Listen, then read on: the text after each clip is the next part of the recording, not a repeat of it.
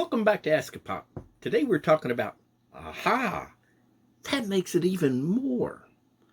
What do eggs, snakes, blood, frogs, gnats, and flies all have in common? And no, it's not a Rorschach test or me having a stroke. You see, while starting breakfast for my beloved this AM, she likes her eggs over hard. Don't judge. I found out that if you get a cast iron up to temp and melt the butter and then put the garlic in before you start putting the eggs in, it makes a much bigger smile on her face. Now, the salt, on the other hand, you put that in first, it's going to make it way too salty. So we wait until the eggs are halfway done, add the salt, and then flip them over. Perfection. Happy wife, happy life every time.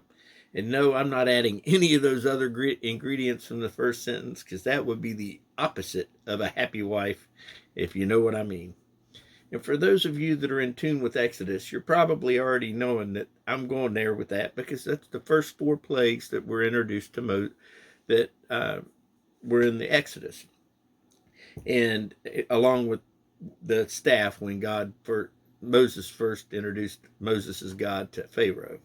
And you're probably wondering what the connection is here. Well, you see, Exodus by itself is an awesome read, but if you do a little research into the Egyptians before reading it, or after doing that and then reading it again, you'll see that God was really showing Pharaoh who he was through those first few plagues.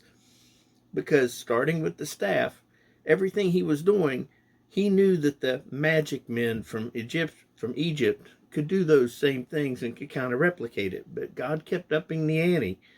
And by the 4th plague, the magic men were saying, whoa, we're out, this is way out of our league. So what God was doing was saying, okay, you little g gods, you're out there, but I am who I am.